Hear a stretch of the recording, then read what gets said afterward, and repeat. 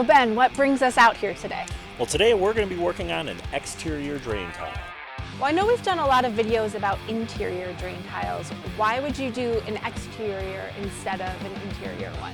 Because that allows us to be less invasive on the interior. If the homeowner has a really nice floor, we don't have to break any of that up because all of our digging is going to be on the outside. Step 1, dig that trench.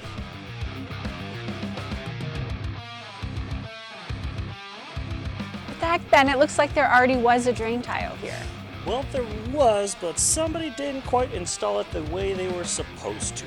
The holes are facing up on the pipe, so when you install a drain tile, you never want them facing up because the water can get too high and the pressure can build before it even enters into that pipe, and it can still come into your house. So we always want those holes facing down so that water comes up into the pipe and then it can move it right away. And finally, it wasn't even connected to a pit. Drain tiles gotta connect to a sump pit.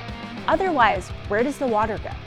So we've got a nice deep 30-inch fiberglass pit. This allows us a nice depth for plenty of space for that pump, and then allow for that drain tile to come in and plenty of space for that water to fill out. It seems a little crazy to me that we're collecting water and sending it back into the basement. You hear that a lot with people that, oh, we don't want to bring water back into the basement, but this is the absolute best way to manage that water.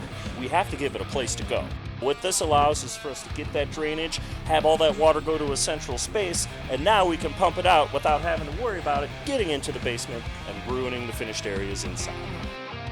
With the trench dug, we're ready to install our PVC pipe.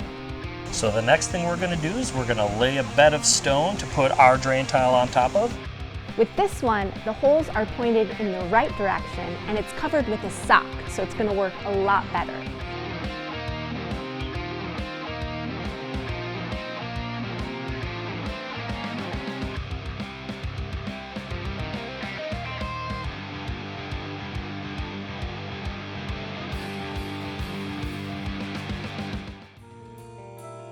Okay, we're back.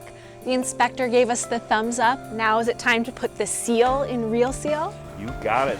If you notice, we have kind of an older foundation wall there, so it's a little craggly, has a little bit of kind of loose parts. So we're going to go ahead, we're going to fill that in with a bunch of hydraulic cement, so we have ourselves a nice smooth surface to work with.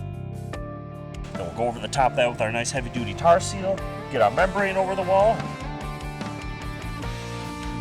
Looks like the liner is in and we are all sealed. What's next? We're going to go ahead and get some more gravel on that drain tile, make sure it's got plenty of stone around it for that water to enter in. Ben, what's that fabric? That's landscaping fabric. We put that down on top of the stone, and that prevents the dirt from directly washing in there, getting a bunch of debris in there. We've got our sump pump installed and tied to that sewer stack, right? Correct. We've got the concrete down, we've got the fiberglass pit in there, and we've got our discharge line coming up, tied right into that sewer stack, so that way water has a place to go that's not in our basement here. It's time to backfill that dirt, tamp it down, and we're all good to go. Nice.